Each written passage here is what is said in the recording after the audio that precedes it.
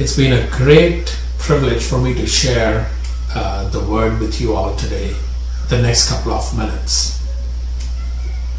Today I'm going to talk about identity, which is in line with what we have been discovering as a church and learning through what God's purpose is for us.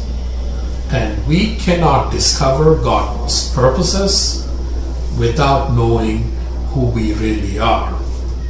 So it's always your identity doesn't define what you do, but what you are, or what who you are, defines what you do. So that's the kind of an overview which I want to give you today in the next couple of minutes. Definition of identity in the Merriam-Webster dictionary says the distinguishing character or personality of an individual. It's something which sets you apart. And the best example from the scriptures we look at Moses. Of course, he was born in Exodus chapter 1. We see about his birth. Exodus 2, he was trying to discover his who he was by doing things, which we're going to talk about. Exodus 3 encounters God. Exodus 4, the continuation of the encounter with God. Exodus 2 verse 11, we see an incident which happens. He was probably about 25. Some commentaries say that he is around that age when he was trying to gain his identity. So he went out, looked out, saw his own people suffering, saw a Hebrew being harassed, and went on to commit a murder. He was trying to have this identity of a ruler. He wants to rule and take things in his own hand. Exodus 2:14, we see how he is trying to resolve a dispute between two Hebrews. And then one Hebrew asks him, "Are you trying to be a judge here?" So another identity, we see that Moses was trying to be a judge. Third, Exodus 3:1, he was trying to be he was shepherding the flock of his father-in-law, and the identity of a shepherd, we see that. So he was always trying to gain his identity.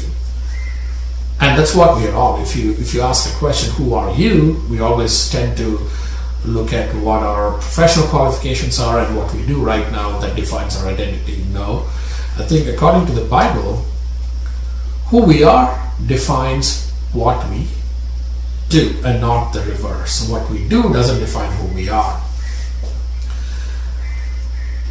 And when God encounters Moses at the burning bush, Moses was giving reasons why he is not, or who he is not. And whenever we see God encounters, he always encounters with a purpose, to send them on a mission. So when God encounters Moses, and as we read through chapter 3, Exodus chapter 3, and it continues to 4, we see an argument between God and Moses. And I like this place where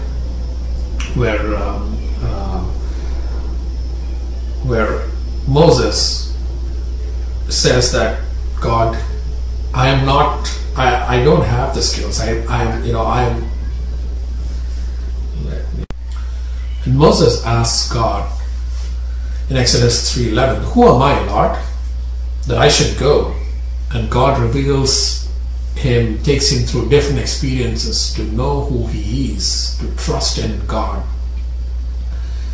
And I want to encourage each of you to ask this question to yourselves: who are you in God? And one of the things which resonates with me is always going back and thinking that I'm a forgiven son of God, I'm a forgiven daughter of God, That's something which gives me an encouragement. No matter what we do, but we are always His sons and daughters of God. I'd like to leave you with this verse, John 15, verse 16. You did not choose me, but I chose you and appointed you so that you might go and bear fruit, fruit that will last. And God says that, hey, I chose you, you did not choose me. And always remember that you're a forgiven son of God, and that defines our identity. No matter what we do, where we go, and how we do things, identity matters.